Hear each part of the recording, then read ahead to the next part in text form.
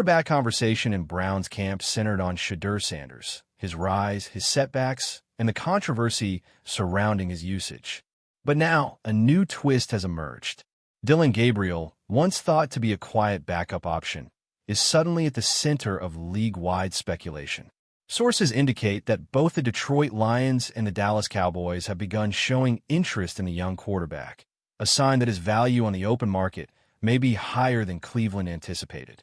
This development comes just days after the Browns parted ways with Kenny Pickett, leaving a vacancy in the quarterback depth chart and forcing the franchise to re-examine its direction.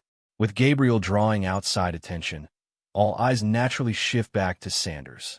Whispers inside the organization suggest he may be only a handful of games away from cementing himself as the Browns' second-string quarterback, a leap that could alter not only his career, but the balance of power within Cleveland's locker room. If that moment comes, it won't just be about a roster spot. It will be about opportunity. It will be about redemption. And it may mark the first step towards Sanders proving that the Browns' future, no matter how clouded by turmoil, still burns with possibility. Good luck, Browns. Good luck with the decision you're going to make. And Andrew Berry is determined to go forward with 4. Yeah. And it was just last week that Kevin Stefanski said that's not realistic. So, spirited conversations. When Mike Florio speaks, the NFL world listens. The veteran analyst has now entered the storm swirling over Cleveland, and his words cut directly into the heart of the Browns' quarterback dilemma. According to Florio, the front office is weighing a decision that could reshape the trajectory of the entire season, whether to trade Dillon Gabriel. At first glance, such a move may seem straightforward. Trade a young quarterback while his value is high and secure future assets. But Florio warns the implications are far more complex. By moving Gabriel, the Browns would be reducing competition in their quarterback room, leaving the spotlight fixed squarely on Shedeur Sanders. And in Cleveland, competition has never just been about roster spots. It has been about survival. Yet this potential trade could also be the very opportunity Sanders has been waiting for. With Pickett already gone and Sanders regarded as untouchable, not because of his contract or his playbook, but because of the massive wave of fan support and national attention he commands, Florio suggests that the Browns' options are narrowing. Trading Sanders would ignite a firestorm. The backlash from a fan base desperate for hope, desperate for a hero, would be catastrophic. So the safer play, in Florio's eyes, may be to dangle Gabriel. His departure could alleviate pressure, satisfy the growing noise around Sanders, and buy Cleveland time to stabilize its quarterback room. But in doing so, the Browns would be walking a razor's edge. By choosing who to keep, they are also choosing the direction of their future. The stakes have never been higher, and as Florio notes, the discussions are intensifying with each passing day. This isn't just about roster. It's about identity, it's about loyalty, and it's about whether the Browns are ready to finally hand the keys, or at least the chance, to the young man their fans already see as the future. This is one of the natural and foreseeable byproducts of drafting him. He comes to town with a built-in fan base. The mouth breathers, as you call them, are in tow. Not that I called them that, but you called them that. Yeah, They're there. Yes. When Stephen A. Smith weighs in, the message is rarely subtle, and on this subject he left no room for doubt. Smith declared that Shedeur Sanders is not just hanging around the quarterback room, he is climbing it. In fact, he argued that Sanders has already leapt ahead of Dillon Gabriel on the depth chart, and the evidence was there even before the latest preseason action. Yes, Sanders faced a small hiccup last week, but as Smith made clear, that setback was little more than a speed bump on a highway of progress. From his clean performances to his sharp communication, Sanders has shown an uncommon poise for a rookie under this much scrutiny. More importantly, his focus has sharpened.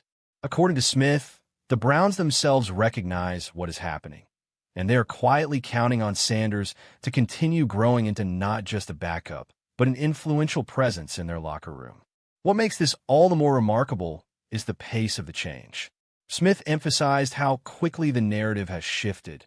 In a matter of days, Sanders has gone from a young quarterback fighting for reps to a player fans and analysts alike see as Cleveland's next best hope. But as Smith reminded viewers, this is not the finish line. It is the starting block. Sanders' rise has opened the door, but now comes the defining test, proving he can seize the moment, push forward, and transform promise into permanence. If he does, the Browns may have found not just a stopgap, but a cornerstone. The opportunity is his. The question is whether Cleveland will let him run with it. So I think that when we look at it, he's going in there, he's working hard, he's trying to improve every day. He's saying all the right things, trying to elevate his level of play. And remember, up until this past weekend, we did think there was a legitimate argument that he should have been higher on the depth chart than Dillon Gabriel because he performed better against Carolina than Dillon Gabriel had performed in the preseason game against the Eagles. It's just that Stephen A. Smith's analysis has struck a chord because the evidence on the ground in Cleveland is undeniable. Head coach Kevin Stefanski, a man who has spent much of this offseason deflecting questions, dismissing concerns, and at times even critiquing Shedeur Sanders, has quietly changed his tune. For the first time, Stefanski has gone on record making it clear. His focus is now on developing Sanders, regardless of what the critics outside the building might say. This is not a small adjustment. It is a dramatic pivot from a coach who, only weeks ago, seemed hesitant to embrace the rookie's potential. What changed?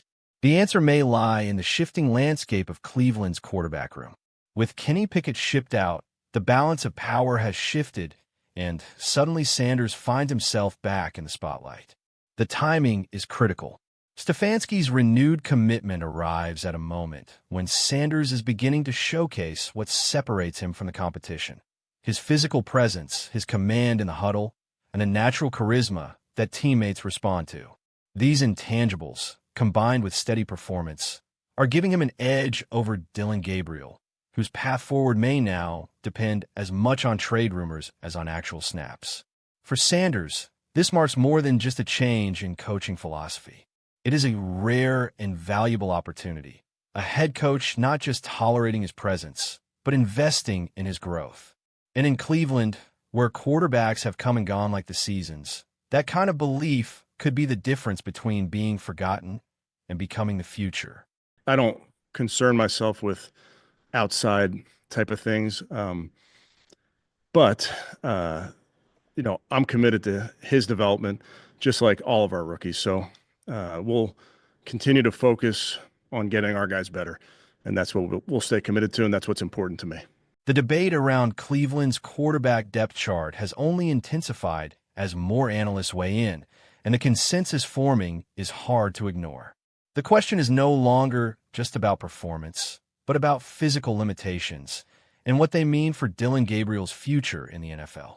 Mike Tannenbaum, a respected voice in front offices and television studios alike, acknowledged what everyone saw in Gabriel's preseason: poise, accuracy, and flashes of real talent.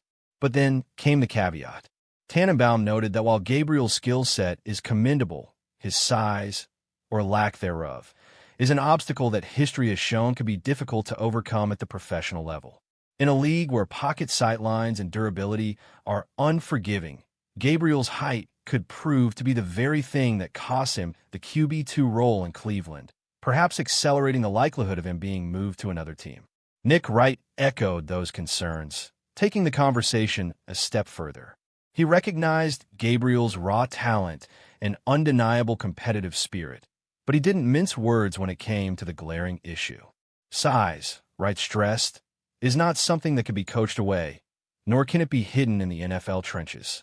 For all the moments of brilliance Gabriel has shown, this limitation remains a ceiling on his potential to become a reliable starter.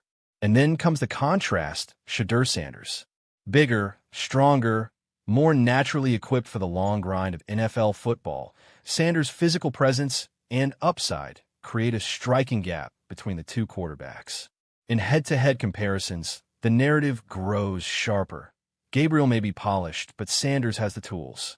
Gabriel may be talented, but Sanders has the projection. And in the ruthless calculus of the NFL, projection often wins. For Cleveland, this isn't just a quarterback competition anymore. It is a crossroads. One quarterback fighting against the limits of his frame, the other embodying the kind of potential franchises gamble entire futures on. and the analysts agree. The balance is tipping towards Sanders. The playoffs and so if you want to start Flacco at the very beginning of the year, so be it. Starting right. to the bye. Right, or even less than that. But Nick Wright has drawn a line in the sand, and for him, there is no ambiguity left. In his view, Shedeur Sanders is the quarterback best positioned to lead the Cleveland Browns forward. Not only because of his skill, not only because of his upside, but because Sanders has already proven in practice, in camp, and in demeanor that he is the natural choice.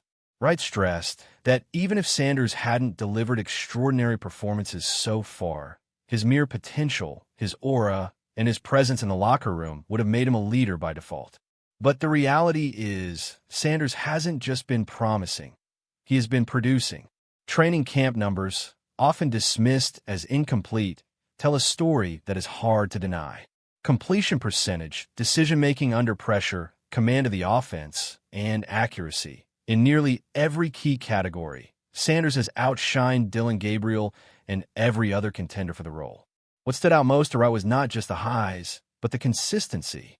Day after day, rep after rep, Sanders has shown up and delivered.